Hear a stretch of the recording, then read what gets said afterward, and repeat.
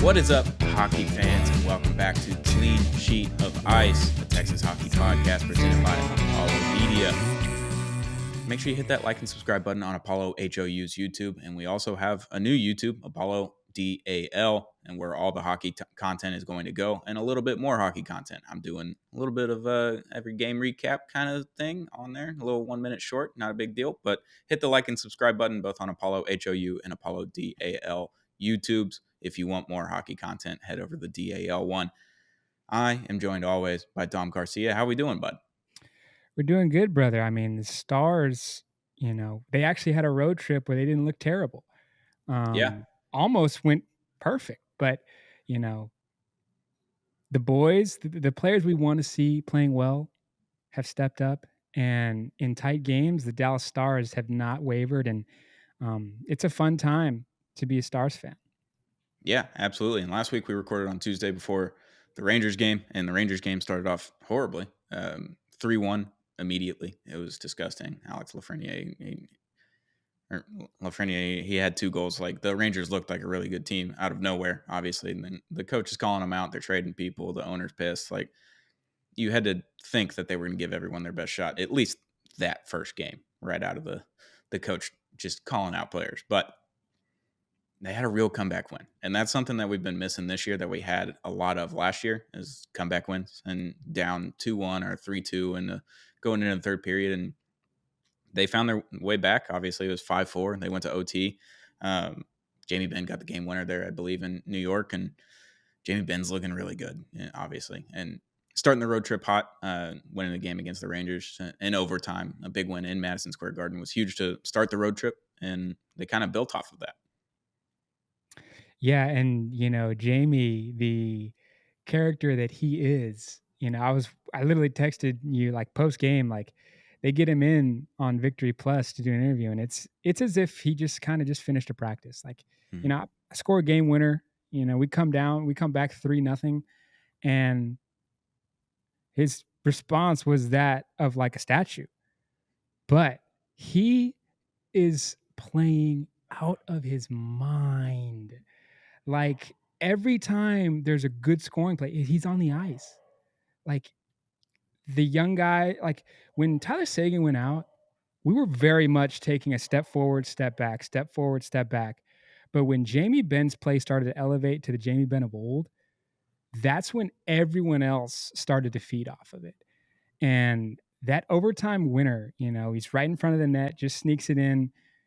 Literally, Robo had, they took still pictures and it looked like Robo scored if you just looked at their faces. Yeah. But that calm presence and that that veteran leadership is like Stars 101.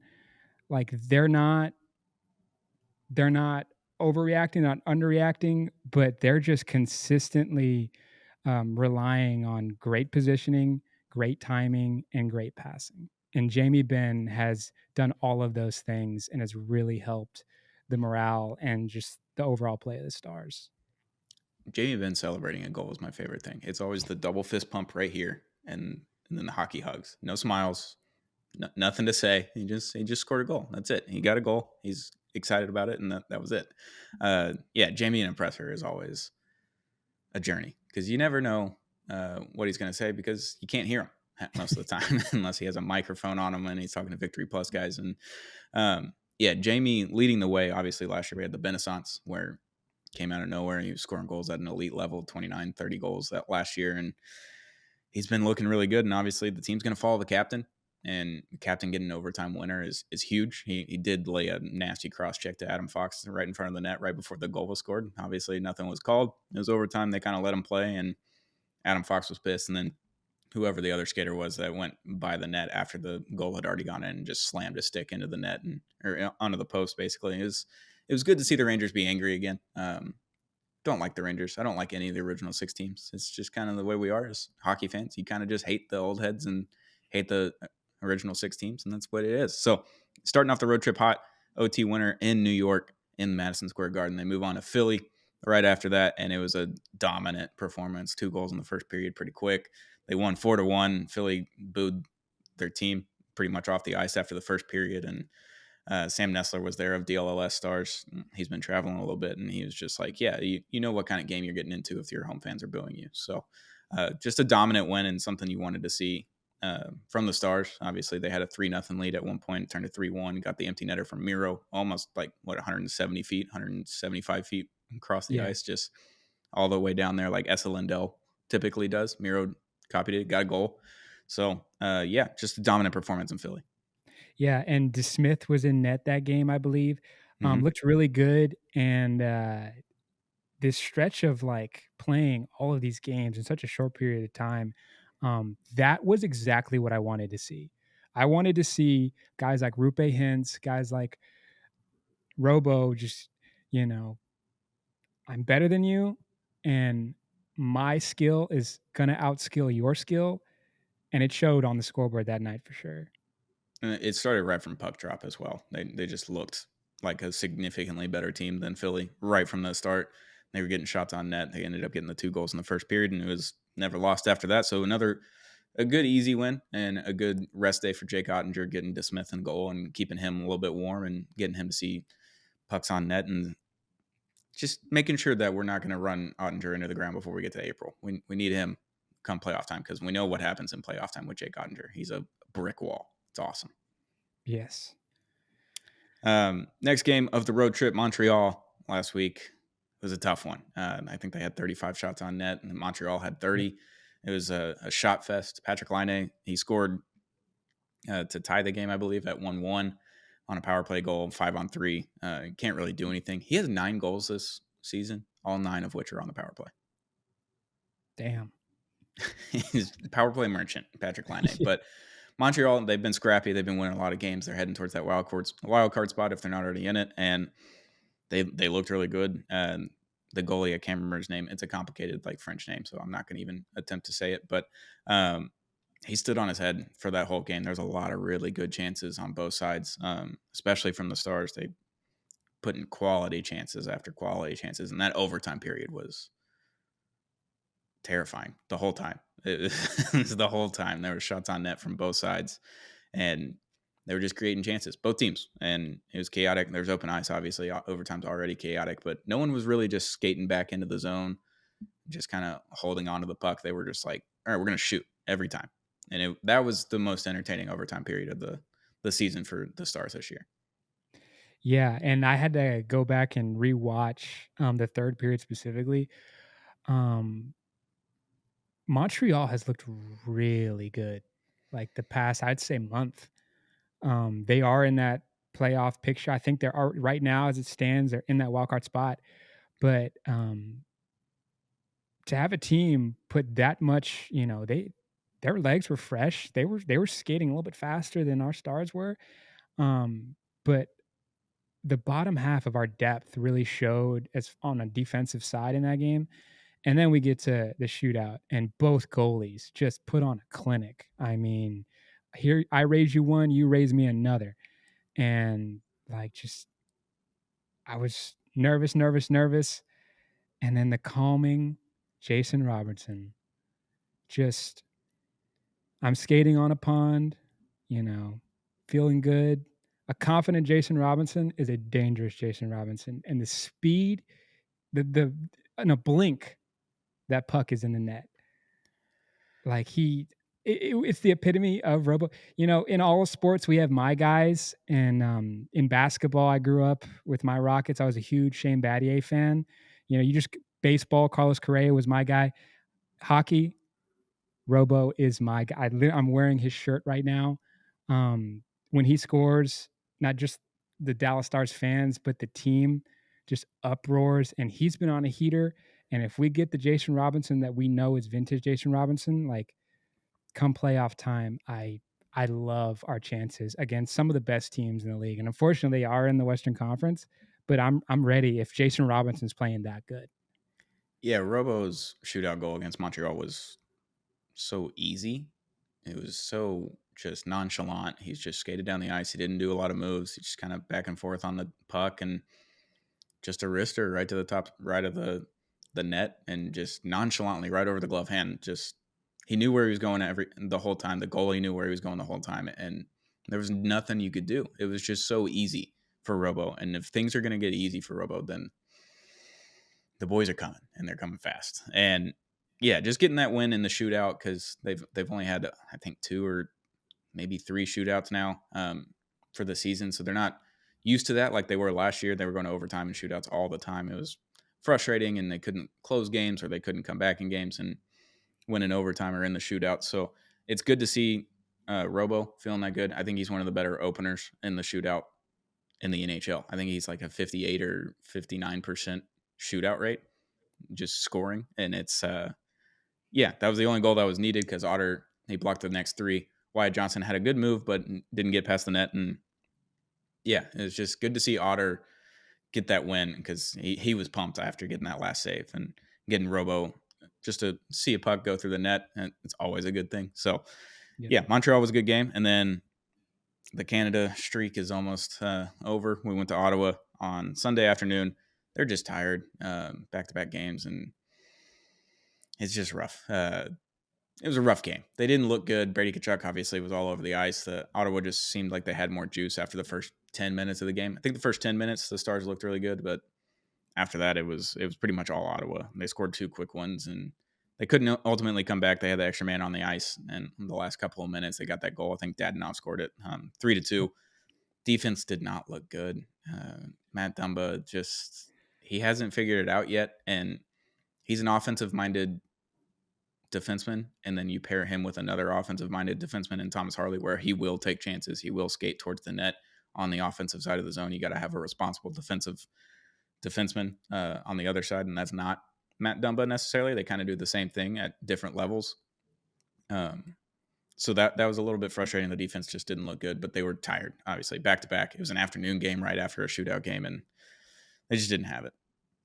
Yeah, and if my memory serves me correct, I think Labuchkin, something happened. If it wasn't that game, it was the game before. Yeah, he But ended up yeah, coming back for the Ottawa game. He left the Montreal game, I believe.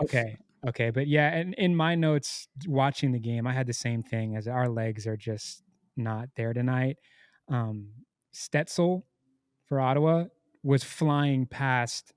If the goalie wasn't there, he would have flew past the goalie too. I mean, it was either he looked faster than everybody else, or our legs were tired, and it was probably the combination of both. The speed, they weren't catching up to. That first goal was fun, and then Yeah, the Ottawa goals were. It felt like they were 10 seconds apart, like just brutal. And then, you know, a point streak like the one they just went on. I believe DLS said that like it's the longest point streak we've had since like 2019. yep. So it was kind of I was kind of expecting it once I saw that first goal for Ottawa go in. That second goal, I'm no referee, but No, that was goaltender interference. Like, the stick took dismissed leg out. yeah, like DeSmith's back was to like the shot. Like, if you But watch it, the Ottawa guy's stick, he like slammed it on dismissed back leg. He fell down and is turned around now. And then they still let it in, and they didn't call it back. They didn't even look at it. They didn't take a second to even think about it. They just didn't call it, and they missed it. That's okay. That shit happens in the NHL all the time. And then we had that offside call from yeah, the Rupe Hintz. He got caught offside on it. Can't remember who scored the goal right there, but I think it was Robo. yeah, it was Robo's goal, wasn't it? Yeah, Yeah, and yeah, I it got was. hyped. Yeah, And then what? the Victory Plus showed like an angle that wasn't the right angle, so I was like, Yeah, "That's a goal, that's a goal," and then it turns out, yeah. I fortunately, think it wasn't. Robert Tiffin, he tweeted out the image that we don't get to see on TV, the ones that they actually get to look at, because they have cameras right there on the ice. Which I wish the NHL or the NFL would do this. Like, why are we not? Why do we not have cameras like in the right position for certain calls? Like, you should just have that all the time. They've added the pylon cam, so that helps. But yeah, they have that image, and Rupe he's 2 feet off, maybe 3. Like, he was just off. Obviously, they couldn't see it in real time, and we thought they called it on Wyatt Johnson. And when you look at it, his skate is literally on the blue ice. I was like, how is that not offside? Like, how is that offside at all? But gets called back, and after that one wasn't let in, I think the juice was just gone. They Yeah, they it didn't have really any legs after that. it just kind of like deflated the bench. And, it's going to happen, especially when you're playing that many games and you're on the road for that period of time. But overall, I was really happy with the entire road trip. And I've been really happy with the way the Stars are playing, especially with, from what I'm hearing, like Marchman, his injury might be a while. I just saw a report before I sat down saying that Sagan's timeline is still up in the air, which we need to quit talking about make a trade and make one. Yeah, Like, we we got could really use it. got a little over a month and a half, I think, until the trade deadline. It's in like the first week of March. So I don't like that they moved the trade deadline back. I wish they would keep it like mid-February, right after the All-Star break, right before the All-Star break. And uh, yeah, it's tough because you need scorers, and obviously Robo and Wyatt are getting going. Rupe's been pretty good, 19 goals this season, and they're looking better. Jamie Ben's obviously scoring; he's got 11 goals, I believe, and there's something missing, and obviously it's Tyler Sagan. Yeah. Not having him is a detriment to this team. He's an elite goal scorer, but he's also turned into an elite all around 200-foot player. He plays great defense. He'll go get pucks off the boards. He'll forecheck. He'll do all the things now. So you're missing that guy. So if you could go find a guy that you can just put on the third line or the fourth line, even come playoff time, and get Sagan back and get the best line of hockey back together, the sooner the better. Obviously, Mhm. get some more chemistry with the guys, get in the locker room, understand what Pete DeBoer wants on the ice, because his system is completely different than everybody else's in the NHL. Make the trade. Just make the trade. We're asking. We're not asking. We're Please. begging. And I know it's not Dallas's management style. I know their style is to not make a blockbuster and to focus on the culture building and the experience that the guys you have. But this team has cup talent written all over it. You're just missing that extra juice. Yeah. Just last year, we saw the depth. We saw what it could do into the playoffs. And then obviously, Edmonton superstar power takes over. I think if you add even more elite depth, essentially, you add that third or fourth liner that's going to score goals and just be really good. Like Sam Steele has been incredible, but Yeah. he's not a superstar, but he does all the right things. If you can just add another even better player than Sam Steele and put him on the fourth line when Sagan comes back, then all of a sudden, Rupe, Robo, Wyatt Johnson, Jamie Benn, Tyler Sagan, all these guys are freed up to do what they're really good at. Matt Duchene, like you just have all of those things. And Donov. yeah, Dadanov goes to the fourth line with Sam Steele, and then you add that other guy. All of a sudden, you've got four true lines that are scary on every end because they're going to play really good defense. They're going to be responsible hockey players, and then they're also going to be able to score at will, essentially. If you just add that extra piece, I think it just frees up your guys that are your goal scorers, like Wyatt, Robo, Rupe. And then Matt Duchene can get freed up again and not have to play second or third fiddle on that line that he's on right now and just be the 1A, 1B, 1C with Marshman and Sagan. It just would be really good. But road trip's not over. Toronto Maple Leafs playing in Toronto tonight. We're recording this Tuesday, January 14th. We'll get it up ASAP, so we got it before tonight's game. Last time we played Toronto, didn't go the way we wanted to. They were up 2-0, and all of a sudden, it was just a chaos fest. Nick Robertson just scored 2 goals. Willie Nylander, he scored. They just looked overpowering that game. So I'm hoping that we get a little bit more calls from the referees this time, although we're in Toronto, so it's not going to happen. Yeah, what do you think about tonight's game in Toronto?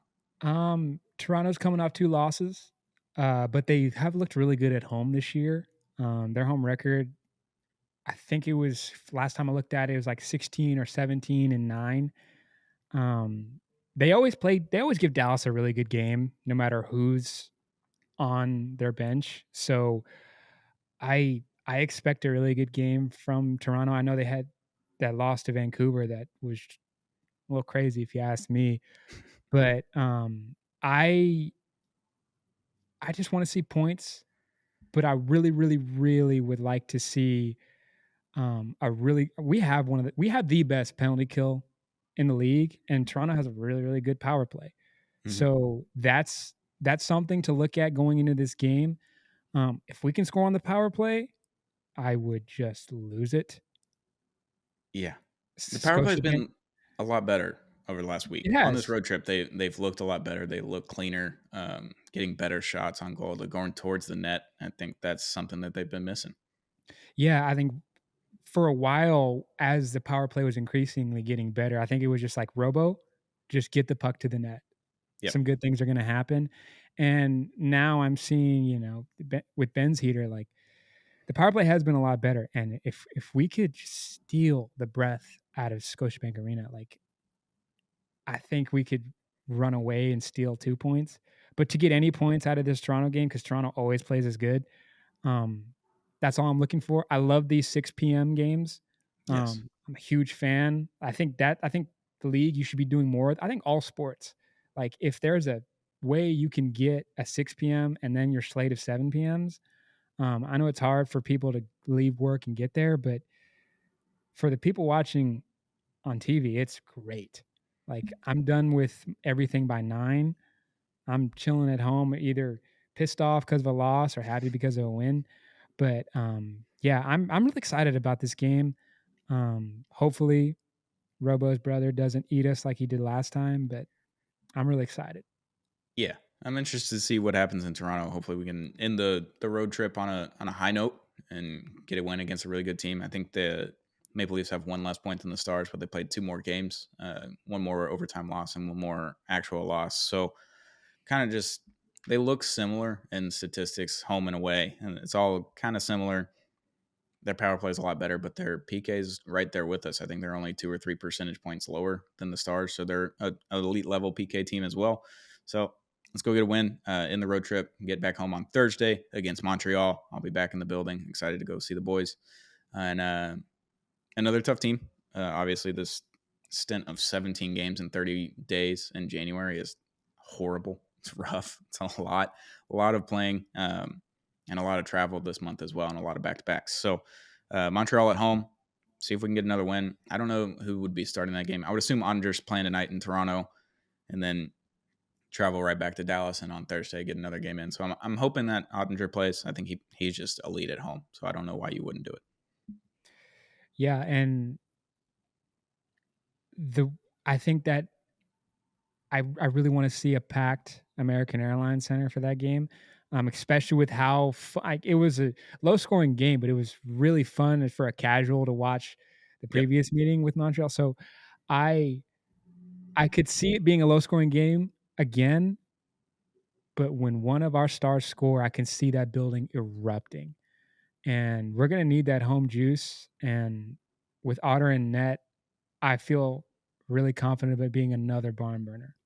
Yeah, I think if they can get an early goal from one of the guys, Jamie, Wyatt, Robo, Rupe, just one of those guys, get an early goal, first 5, 7 minutes of the game, and all of a sudden it'll just take off after that. I think this one will look kind of similar, but I think there's going to be more goals this game in Dallas. I think Dallas will be able to score more goals and hopefully get past that goaltender in Montreal because he was a brick wall. Then they'll go back on the road, Colorado this weekend, and then back home at Detroit or against Detroit. I think that's Sunday night, maybe. I think Uh, so. Yeah. yeah, so it's a road trip. You get one game homestand, and then back to on the road to Colorado, and then back to back on Dallas. So, um, yeah, I think it's in this with points in every game. If you can get an OT and you lose, that's okay. Just get points in all these games. Keep catching up in the standings in the Western Conference because they're only 6 points off of the Central Division lead, and they have 2 games in hand, so it doesn't make up exactly on 2 games. But you can get really close, ending this streak on Sunday at home against Detroit, getting into the point standings, and then you can steal some from Colorado directly. If you can get a win in Colorado, still 2 points and then come home with them having 0 and you got 2. Be huge for standings, obviously, and huge for confidence boost against an elite Western Conference team where they've got their goaltending figured out and they look scary again. 2022 scary again. Yeah, very physical team. We're right there with them on the standings. With Minnesota banged up right now, it'd be like to get points and to keep this kind of point flow rolling. Connor Hellebuck is Connor Hellebuck. He's just the backbone of that team in Winnipeg. But I can definitely see us climbing a lot farther. And um, to get a to just to take 2 points and not give Colorado 2 would be huge. Uh, they look every bit of a cup contender like they always been since they won it, and, I would circle that game for any hockey casual. This is gonna be a game we come back to a couple months from now. Um, Very scary, very fun potential postseason matchup. And I think that's an afternoon game as well. I mean, it's like 2:30, 3:30, maybe our time. But before we go, let's talk about our guy, Robo. You got a shirt on. We love Robo. He's an American hockey player, American Filipino hockey player. He's beloved in Dallas. Anytime an American comes on to Dallas, he's automatically just a fan favorite because some hockey fans aren't super tuned in. So if an American guy shows up, they're like, oh, that's my guy. That's my favorite player. Obviously, he scored 50 points or 50 goals a few seasons ago. He's an elite goal scorer. He's starting to figure things out. He looks normal, like our normal Robo that we've gotten over the last few years. He's putting up good shots. He's getting pucks on net. He's been great on the offensive positioning and making sure that Rupe can get him the puck, or he's dishing the puck to Rupe on the top line. He's got 35 points so far this season, and he's starting to heat up. He's got 10 goals, maybe 11 now, and his shot percentage is up to 10.4. It's nowhere near the team lead in that, but his shot percentage is going up. But he talked to Pierre LeBrun of The Athletic and was saying that the Four Nations tournament roster was a big deal to him. He felt like he was a shoe-in before the season, obviously got off to a slow start, and then he started kind of pressing too much and was wanting to make the roster because it's a big deal. You get to represent your country in the first ever Four Nations tournament. It's a huge thing. And as an American, you're proud of your country and you want to go represent them in that tournament and prove that why USA hockey is doing so well in the last 5 so years. You want to go show out for your country, and him not making the roster kind of freed him up once that was announced. He was just like, okay, I didn't make the roster. Now I just go play hockey. I don't have to worry about making that roster. I get to go play hockey for Dallas, score some points, get some pucks on net, and he's starting to look normal now. Yeah, and now that you say it, like, I'm kind of thinking back, when the roster was announced, that's really close to when his heater he's starting to warm up. Um, the way he's skating right now, and he's always been good around the net, but the quickness of his one-timers, the quickness of his passing has been really good to watch of recent. His one time his the speed he goes from flat stick to pucks right on the goalie's grill is it's what you always love about sports is when people can just make a sport look as easy as like I can go out there and do it, but I easily cannot. No. Um, he's his presence. He's not the fastest skater, but he makes up for it in really really good positioning and um, I just love watching this kid play, and I'm really excited. Really soon, I'm gonna go make that trip up to Dallas. I'm gonna see him play in person. Um, High draft pick. The pictures every time he's like the fans. You would know better than me, but it feels like when he scores, there's extra juice from the crowd. Um, he's electric.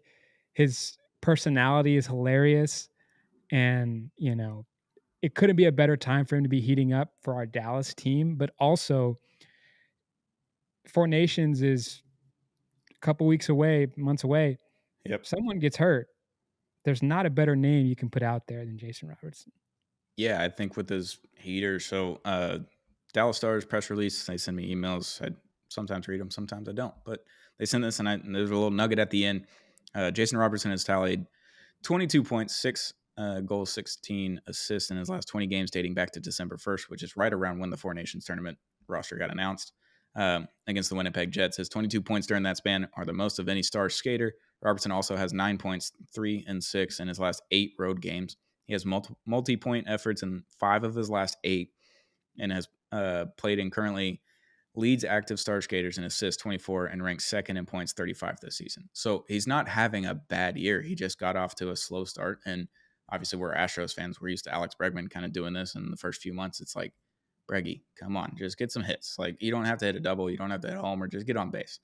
And I think Robertson, obviously he missed training camp. Wyatt Johnson missed training camp. And people were getting off to slow starts. And now I think both of them are finally getting into the groove of the season. Obviously, we're halfway through the season, so you wanted it sooner. But second in points and leading in assists for the team. Obviously, Rupe's had a lot to do with that, and Dadonov on that top line that we've seen this year. But yeah, he's been good.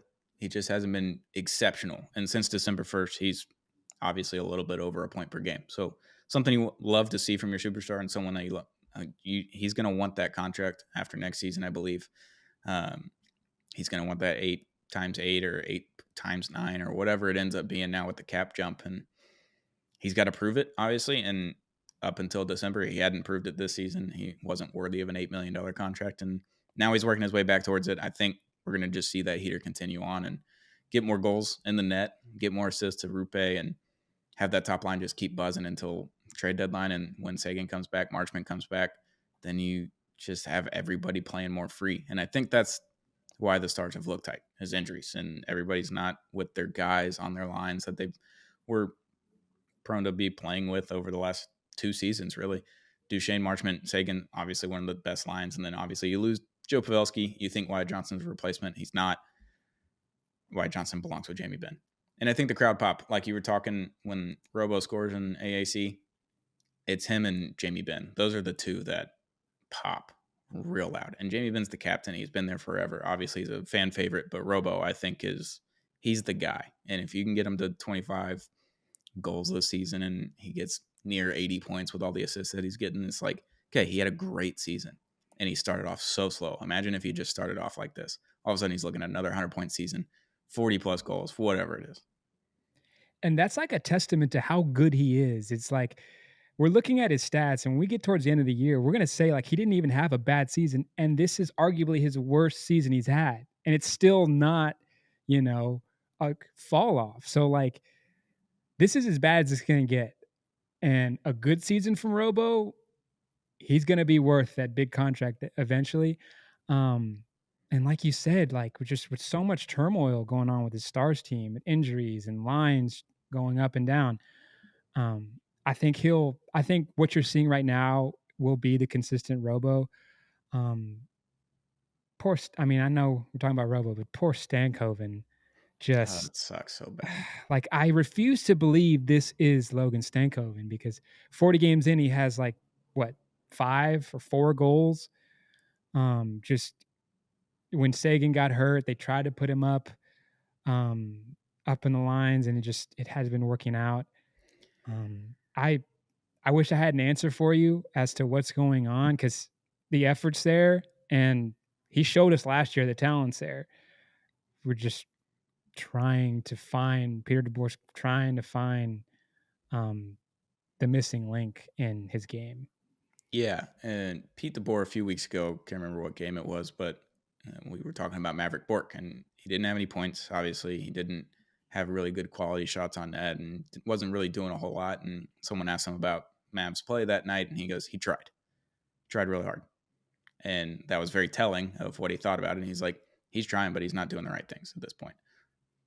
For Logan Stankoven, he's doing all the right things. He's still one of the better players on the ice. He's still fast. He's fighting for pucks on the defensive side. He's getting in the right position and he's making great passes. He's making great shots on goal. And he's snake bitten right now. He just can't score for whatever reason. It's not going to the net. They're trying to get him empty net goals. They're trying to force feed him the empty net puck. And obviously, against Philly, I think that was one of them, and it didn't work out. And they're just trying to get him to have one puck in the net, and all of a sudden that could just lead to a hot streak like we saw last year where he started off when he was just scoring, assists, back and forth. Like, that's the other thing. I think Maverick Bork's looking a lot better as well. He looked really Yeah. good over the road trip, had that goal, a couple of assists, I think. So he's on a 3-point streak, I think, during the road trip. I don't think he got one against Ottawa, but yeah, just those young guys, they're getting used to being in the NHL and the speed of it, obviously. With Logan Stankoven, he's been there, went to the playoffs last year. Like, he's experienced it at the highest level now,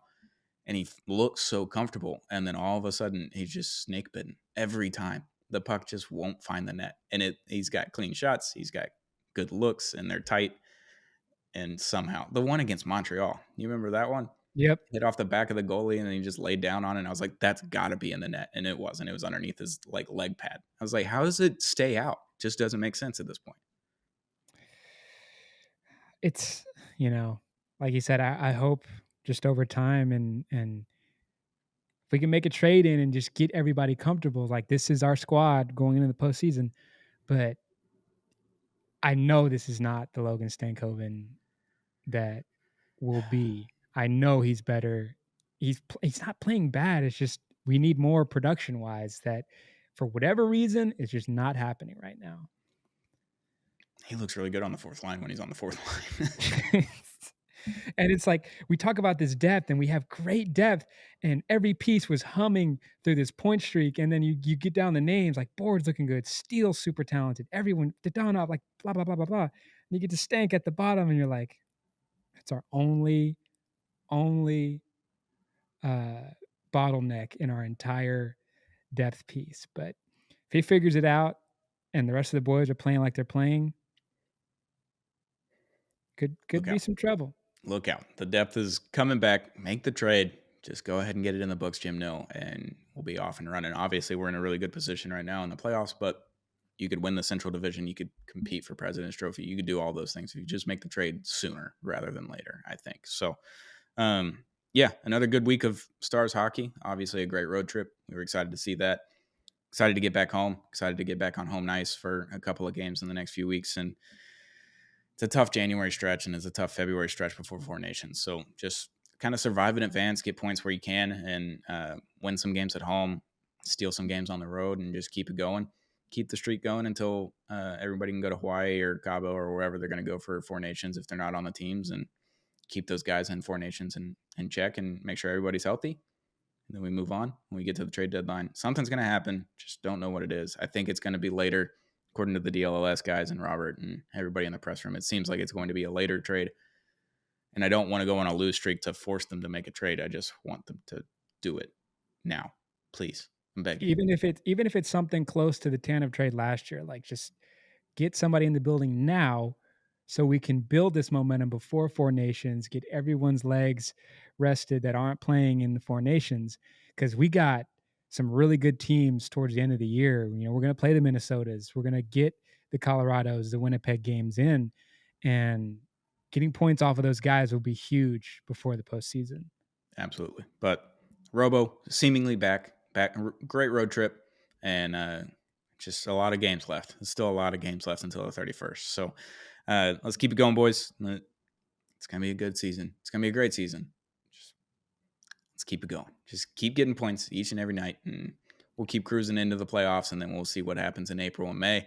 Hopefully June. I'm praying that we get to June this year. I need it. Need it for my soul. Need it for my body. I really thought last year was the year, and obviously they ran out of gas. Obviously, they played like 3 Western Conference Finals series last year. It's ridiculous. Yeah. But let's just get to the playoffs, see what happens, get the trades in, get the boys going, get Sagan back, and it'll be good. It's January 14th, and we're talking about playoffs already. I just can't help it. I can't help it. But this has been Clean Sheet of Ice, the Texas Hockey Podcast presented by Apollo Media, brought to you by Prize Picks. When you download Prize Picks, use code Apollo when you sign up and get up to $100 match on your first deposit. So if you put in $100, Prize Picks will give you $100 back.